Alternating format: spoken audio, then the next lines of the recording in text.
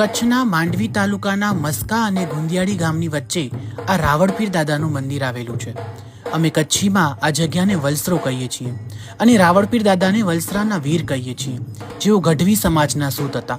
સવાર અને સાંજની આરતીને સેવા કહીએ છીએ. ડોલતા છત્તરને જોઈને અમે રાવળપીર દાદાના અસ્તિત્વની હાજરી માનીએ છીએ. ઢોલના અવાજો મનને મેડિટેશન આપે છે. અહીંયા દાદાના ઘોડા પૂજાય છે અને એવું કહેવાય છે કે બોધલા નામના ઘોડા પાસે તમે જે માંગો એ તમને મળે છે. મજાની વાત એ છે કે ક્ષત્રિય સમાજના ભાઈઓ દ્વારા આ દાદાની સેવા કરવામાં આવે છે.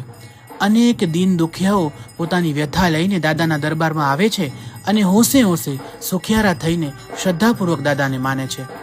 મંદિરના પાછળના ભાગમાં દાદાની સમાધિ છે અને સમાધિના દર્શન કરવાથી ખરેખર મનને શાંતિ થાય છે. આપ રાવળપીર દાદાને માનતા હો અને રાવળપીર દાદાના દર્શન કર્યા હોય તો કમેન્ટમાં જય રાવળપીર દાદા લખવાનું ભૂલશો નહીં. જય રાવળપીર દાદા.